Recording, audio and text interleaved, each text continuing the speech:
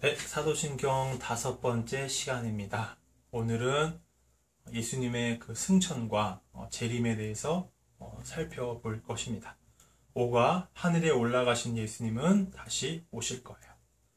우리가 오늘 배울 사도신경의 고백은 하늘에 오르사 전능하신 하나님 보좌 우편에 하나님 우편에 앉아 계시다가 저희로서 산자와 중자를 심판하러 오시리라. 문답은 20일 부활하신 예수님은 40일 후에 어디로 가셨나요? 하나님이 계시는 하늘로 올라가셔서 하나님 보좌 우편에 앉으셨어요. 22. 하나님 보좌 우편에서 예수님은 지금 무엇을 하시나요? 우리를 위한 제사장, 선지자, 왕으로 일하세요. 23. 하나님 보좌 우편에서 제사장으로 어떤 일을 하시나요? 우리의 죄를 용서받고 하나님과 영원히 함께 있게 하세요. 24. 하나님 보좌 우편에서 선지자로 어떤 일을 하시나요? 우리에게 성령님을 보내주셔서 하나님의 말씀을 통해 예수님이 그리스도라는 것을 알고 믿게 하세요. 25. 하나님 보좌 우편에서 왕으로 어떤 일을 하시나요? 우리의 영혼을 사탄에게서 지켜주시고 천국으로 인도하세요. 26. 하나님 보좌 우편에 계신 예수님은 마지막에 어떤 일을 하시나요? 심판의 주님으로 이 세상에 다시 오실 거예요. 우리 죄를 대신하여 십자가에 죽으신 예수님은 약속하신 대로 3일 만에 부활하셨어요. 죽음을 이기시고 부활하셨어요. 근데 부활하신 예수님은 40일 동안 이 땅에 계셨습니다. 40일 동안 예수님은 무엇을 하셨나요? 예수님을 죽게 했던 제사장들과 그 이스라엘 백성들과 빌라도에게 복수를 하셨나요? 예수님이 40일 동안 하신 일은 당신의 제자들과 함께 하셨어요. 제자들에게 여러 번 나타나시면서 부활하신 예수님의 몸을 그들에게 보여주셨어요. 그리고 그들을 가르치셨어요. 내가 성경에 증언된 대로 너희를 구원하기 위해 온 하나님의 아들인 그리스도라는 것을 그들에게 다시 한번 가르쳐 주시고 다시금 제 사명을 잃어버린 그들을 다시금 사명을 다시 주셔서 제자로 다시금 불러주십니다. 네, 예수님의 부활하신 예수님의 관심은 다른 데 있지 않고 당신의 제자들에게 있었어요. 다시금 이 제자들이 예수님의 증인으로서 살아가는 것에 예수님의 온 관심이 있었습니다. 근데 예수님은 40일이 되고 다시 하늘로 올라가셨어요. 제자들이 보는 앞에서 감람산에서 하늘로 올라가셨어요. 예수님이 하늘로 올라가실 때 구름이 예수님의 몸을 가리워서 보이지 않게 되었다 이렇게 기록되어 있습니다. 예수님의 몸을 가리웠던 이 구름은 어떤 구름일까요? 우리가 보는 하늘에 떠 있는 그런 구름을 말하는 걸까요? 솔로몬이 하나님의 성전을 건축했을 때, 완성했을 때, 이제 성전 제막식을 할 때 무슨 일이 일어나죠? 구름과 연기가 그 예루살렘 성전을, 솔로몬 성전을 가득 에워싸는 그런 일들이 일어납니다. 이 구름이 어떤 구름이었어요? 하나님의 임재라는 거죠. 하나님이 이 성전에 거하시겠다는 것을, 하나님이 함께 하시겠다는 것을 눈에 보이는 현상으로 하나님이 보여주신 일이죠. 여기서 승천하신 예수님의 몸을 가리었던 구름은 어떤 비구름이 아니라 그 하나님의 임재를 나타내는 것입니다. 그러니까 예수님이 십자가에 죽으시고 부활하신 예수님이 영광의 주로서 하나님으로서 영광 받으시면서 하늘로 올라가시는 그 모습을 우리에게 보여주시는 것입니다. 예수님이 올라가신 하늘은 어떤 하늘일까요? 우리가 파란 하늘, 그 구름이 떠 있는 어떤 대기를 말하는 걸까요? 아니면 많은 별들이 떠 있는 우주 공간을 말하는 걸까요? 이 하늘은 어떤 공간적인 의미보다는 예수님이 성부 하나님, 성령 하나님과 함께 삼위일체 하나님으로 계셨던 그 하늘, 하나님 나라, 그 하늘을 의미하는 것입니다. 그러니까 예수님은 원래 계셨던 그 하늘로, 하나님의 나라로 올라가신 것이죠. 마가복음 16장을 보면 예수님이 하늘로 올라가셔서 하나님 보좌 우편에 앉으셨다 이렇게 기록되어 있어요. 이 보좌를 뭘 말하는 거죠? 이 보좌는 왕이 앉는 자리입니다. 한 나라를 통치한 왕이 앉는 자리를 말하죠. 그러니까 이 하나님의 보좌는 창조주로서, 전능하신 하나님으로서 모든 우주와 세상을 다스리시는 그 하늘의 통치자의 자리인 거죠. 근데 그 보좌 우편에 오른쪽 자리, 그 왕의 자리에 오른쪽은 누가 앉는 자리죠? 왕의 후계자가 앉는 자리예요. 그러니까 왕이 이제 교체될 때 이제 왕은 이제 오른쪽에 후계자가 앉게 되는데, 이제 왕으로서 통치를 가르치면서 이 왕의 마지막 제2기간은 이 왕과 왕의 후계자가 함께 나라를 다스려요. 그러니까 이 보좌 우편이라는 것은 이 성부 하나님과 함께 이 모든 우주와 세상을 다스리는 그 통치자의 자리라는 것입니다. 그런데 이제 부활하신 예수님은 산으로 올라가셨어요. 올라가시면서 내가 다시 오실 것이다, 재림할 것이다, 우리에게 약속하셨습니다. 그러니까 지금 우리는 어디에 사이에 있는 거예요?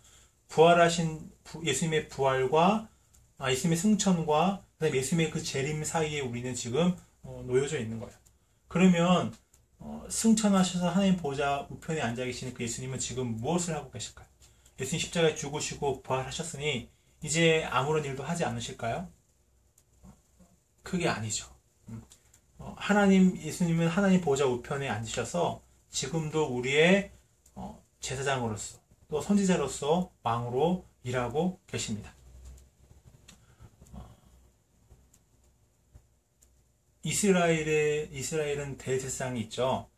대제사장의 하는 일은 뭐예요? 그 제사장이 하는 일은 뭐예요?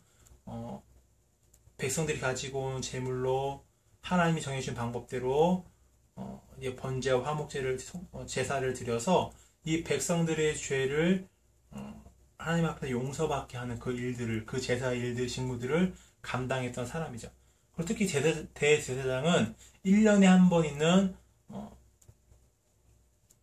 1년에 한 번 있는 속죄 제사를 드리는 날이었어요. 이제 1년에 한 번 있는 속죄 제사를 드리는 그 일들을 감당했는데, 그때는 1년에 한 번은 대제사장이 그 지성소로 나아갈 수가 있어요. 성전은 이제 성소와 지성소로 나뉘어져 있죠. 지성소는 하나님의 법궤가 모셔져 있는 곳이죠. 그러니까 하나님의 임재를 나타내는 곳입니다.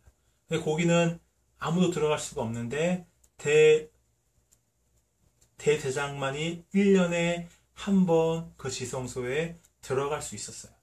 그래서 모든 백성들의 죄를 속하는 이제 속죄 제사를 드린 이후에 지성소로 나아갈 수가 있었는데, 대제사장의 그 예복에는 가슴에 12개의 보석이 박혀 있었어요.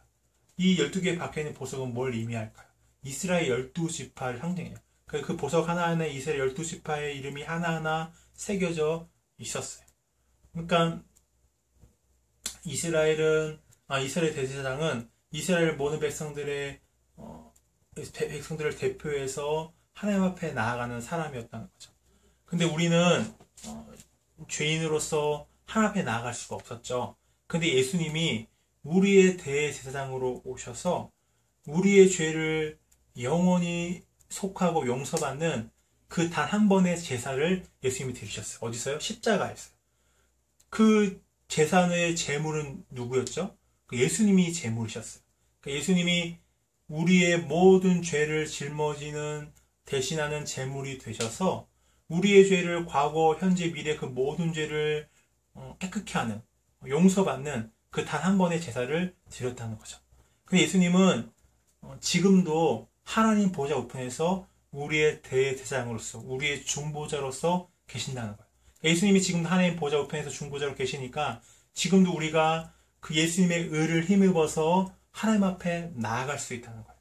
우리가 죄를 지을지라도 진실한 마음으로 예수님의 이름을 의지함으로 회개할 때 우리의 죄는 용서받을 수가 있고, 또 우리가 하나님의 뜻대로 구하는 기도가 하나님께 상달될 수가 있는 거죠. 그리고 하나님은 그 기도에 응답하시라는 겁니다. 그리고 예수님은 우리의 선지자로서 지금도 일하고 계세요. 선지자가 하는 일이 뭐죠? 하나님의 뜻을 백성들에게 전하고 가르치는 일들을 했었어요. 근데 예수님은 지금도 우리의 선지자로서 일하고 계신다는 거죠. 예수님이 하늘로 올라가신 다음에 우리에게 보내주신 분이 누구죠? 성령님이세요. 성령님은 그리스도의 영이에요. 성령님 하시는 가장 중요한 일은 우리에게 예수 그리스도를 나타내 주신다는 거예요. 성령님이 역사하셔서 이 성경의 계시를 통해 예수님이 누구신지를 우리에게 밝히 알려주시죠. 우리는 죄인이고 이 죄를 용서받고 해결할 수 있는 유일한 길은 하나님의 아들이신 우리의 십자가에 죽으시고 부활하신 예수 그리스도를 믿음으로만 용서받고 하나님께 나아갈 수 있다는 그 진리를 성령님은 깨닫게 해주십니다. 이 성경을 통해 깨닫게 해주세요. 그리고 그것을 믿는 믿음을 우리에게 주세요. 그래서 예수님 십자가 사건과 시간적으로 2000년이나 떨어진 우리가 또 공간적으로 예루살렘과 한국이라는 엄청난 공간적인 거리를 둔 우리가 지금도 예수님을 깨닫고 예수님을 믿고 예수님 나의 주님으로 영접하고 구원받을 수 있는 이유는 성령께서 지금도 우리 안에서 일하시기 때문이에요. 예수님이 성령을 통하여 우리의 선지자로 지금도 일하고 계시기 때문이에요. 그 예수님은 모든 세상의 왕으로 우리를 다스리고 계세요. 이 세상의 왕들은 백성을 어떻게 다스리죠? 어떤 군사나 어떤 돈이나 무기로 백성들을 위협해서 그들의 몸을 다스립니다. 그들의 몸을 지배하죠. 그러나 우리의 왕이신 예수님은 우리의 몸을 다스리시는 분이 아니라 우리의 마음을 다스리시는 분이에요. 예수님은 성령님을 통해서 우리에게 하나님을 알려주시고 또 하나님을 사랑하게 하시고 하나님의 말씀에 기쁘게 순종할 수 있도록 우리를 다스려 주십니다. 우리의 왕이신 예수님은 항상 하나님의 자들을 유혹하고 망가뜨리려 하는 그 사단의 거짓말과 유혹에서 우리를 지켜주세요. 그래서 예수님의 보호 속에 있는 예수님 하신 우리의 영혼은 그 누구도 빼앗을 수가 없는 것입니다. 하나님의 보좌 우편에서 지금도 우리의 제사장으로서 우리의 선지자로서 우리의 왕으로 일하고 계신 예수님은 이 땅에 다시 오실 것입니다. 예수님이 하늘로 승천하실 때 그 모습이 구름에 가려 보이지 않게 되었을 때 제들 앞에 그 두 명의 천사가 나타났죠. 그리고 너희가 어찌하여 서 있느냐? 너희가 본 모습 그대로 예수님은 다시 오실 것이다. 이렇게 말합니다. 예수님은 다시 오실 것입니다. 그럼 예수님이 다시 오시는 것을 예수님의 재림이라고 하는데 이 땅에 다시 오시는 예수님은 어떤 분일까요? 지금 우리나라에 재림 예수라고 주장하는 사람이 한 50명쯤 돼요. 그 중에서 몇 분은 이제 나이가 들으셔서 병이 들어서 돌아가시기도 하셨어요. 그런데 그들이 거짓말일 수밖에 없는 것은 재림하시는 예수님은 어떤 예수님이냐면 2000년 전에 인간의 몸을 입고 이 땅에 태어나시고 역사 가운데 오셔서 우리의 죄를 지시고 십자가에 죽으시고 부활하신 그리고 승천하신 그 예수님이라는 것이죠. 그럼 지금 재림 예수라고 주장하는 그 사람들이 2000년 전에 우리를 위해 십자가에 죽고 부활했던 그 예수님은 아니죠. 그래서 그들의 재림 예수가 아니라는 것이 너무나 쉽게 드러나게 되는 거예요. 그리고 예수님은 언제 오십니까? 예수님이 오실 날은 아무도 알 수 없죠. 심지어 이건 아들도 예수님은 자기 아들인 자신도 모르고 오직 아버지만 아신다고 말씀하셨어요. 예수님은 오실 날은 아무도 알지 못해요. 그래서 그날이 도둑과 같이 도둑이 예고하고 집에 오질 않죠. 그처럼 예고 없이 갑작스럽게 예수님의 재림은 임할 것이라고 성경은 말씀하고 있어요. 그리고 2000년 전 예수님이 오실 때는 예수님이 초라한 아기의 모습으로 오셨어요. 왜냐하면 그때 초림 예수님은 우리의 죄를 대신하시고 고난당하시고 죽으러 오신 예수님이었기 때문이에요. 그러나 재림하시는 예수님은 그 영광스러운 부활의 몸을 가지고 이 땅에 오십니다. 그리고 예수님이 재림하실 때는 수많은 천군과 천사들이 예수님과 함께 이 땅에 오게 되죠. 그리고 예수님의 다시 오심은 한 지역에서만 볼 수 있는 것이 아니라 전 세계에서 동시에 예수님의 재림을 볼 수 있다고 성경은 말씀하고 있어요. 그러면 예수님은 왜 다시 오실까요? 초림 예수님이 우리 죄를 속하고 우리를 구원하시기 위해 오셨다면 재림하신 예수님은 이 모든 세상과 모든 사람들을 심판하시기 위해 오십니다. 이제 사람들은 이 심판에 대해서, 영원한 형벌인 지옥에 대해서 잘 믿지 않으려고 해요. 그냥 쉽게 무슨 사랑의 예수님이 뭐 심판을 하시냐, 사랑의 하나님이 무슨 지옥을 만들어 놓으셨냐, 이렇게 말을 합니다. 그런데 하나님은 사랑이시지만 하나님은 거룩하신 하나님이세요. 지금 인간이 죄인이 된 이후에 이 세상은 죄로 인해 오염되었죠. 이 세상은 그 죄의 결과로 인해 신음하고 고통받고 있어요. 그래서 힘이 있는 사람은 약한 사람을 억압하죠. 그들의 것을 착취하고 그들을 죽이고 그들을 핍박합니다. 그래서 지금까지 수많은 사람들의 눈물과 고통의 신음소리를 하나님은 들으셔야 했어요. 근데 하나님이 그들을 심판하지 않는다면, 그런 죄와 악을 하나님이 심판하지 않는다면 과연 그런 하나님을 사랑의 하나님이라고 할 수가 있을까요? 과연 공의가 없는, 정의가 없는 하나님을, 거룩하지 않은 하나님을 우리가 왕으로 인정할 수가 있을까요? 그거는 불가능한 거죠. 그러니까 하나님의 사랑은 거룩하신 사랑입니다. 하나님이 이 죄와 악이 세상에 가득합니다. 예전에 이 죄와 악이 세상에 가득해서 하나님은 물로 심판하셨죠. 하지만 노아에게 무지개를 통해서 다시는 이 세상을 물로 심판하지 않겠다 약속하셨습니다. 근데 하나님이 그 이후로 왜 오랜 시간 동안 이 죄와 악으로 가득한 세상을 심판하지 않으셨을까요? 왜냐하면 하나님이 택하신 사람들이 모두 구원받게 하시기 위해서. 그러니까 하나님은 택한 사람들이 모두 구원을 받기까지 참으셨던 거죠. 오래 참으셨던 거죠. 하지만 택한 사람이, 하나님이 정한 사람들이 모두 정한 사람이 구원받는 그 날이 되면 예수님은 다시 오실 것입니다. 그래서 모든 죄와 악을 심판하시고 모든 사람들이 자기들의 그 죄로 인해서 예수님께 심판받고 영원한 형벌인 지옥에 던져지게 될 것입니다. 그러나 예수님을 믿는 사람들은 이미 예수님이 그 죄값을 다 치루어 주셨죠. 그래서 그 형벌을 면하고 오히려 예수님의 그 부활의 몸을 입고 하나님의 나라에 들어가게 되는 거죠. 그러니까 예수님이 다시 오신 날은 예수님을 믿지 않고 자기 마음대로 살았던 사람들에게는 두려운 슬픔의 날이 될 거예요.